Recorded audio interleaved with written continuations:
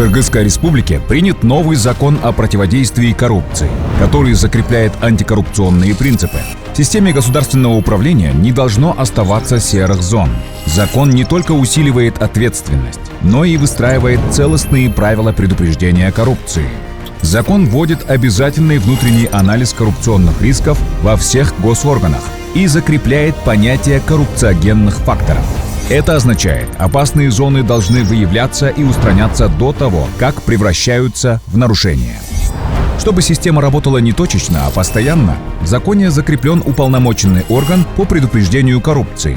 Его задача – координация государственных органов по вопросам противодействия коррупции, выявление и оценка управления коррупционными рисками в госорганах и органах местного самоуправления, методическая поддержка реализации антикоррупционной политики, международное сотрудничество и формирование единой системы измерения коррупции.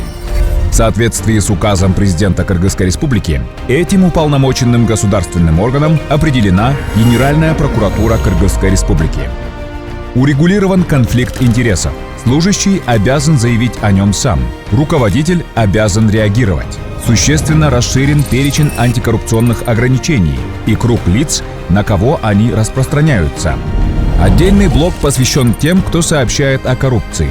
Органы обязаны создать удобные каналы подачи сигналов, а сами информаторы и их родственники получают правовые механизмы защиты от неправомерного преследования.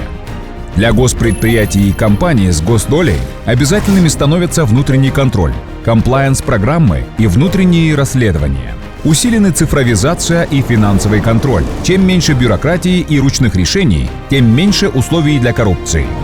Чем прозрачнее доходы, расходы, счета и имущество, тем труднее скрыть незаконное обогащение. Новый закон также делает частью антикоррупционной политики просвещение и формирование антикоррупционной культуры. Больше открытой информации о принимаемых мерах, больше разъяснительной работы, обучения, социальных и медийных кампаний.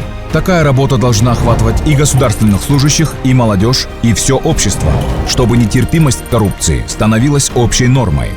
Так формируется новая логика государства – не ждать коррупцию, а заранее перекрывать ее каналы. Это делает государственное управление более прозрачным, предсказуемым и устойчивым к коррупционным рискам. А для общества это означает, правила становятся яснее, контроль сильнее, а возможностей скрыть нарушения меньше. Новая антикоррупционная система. Ради справедливости, доверия и порядка.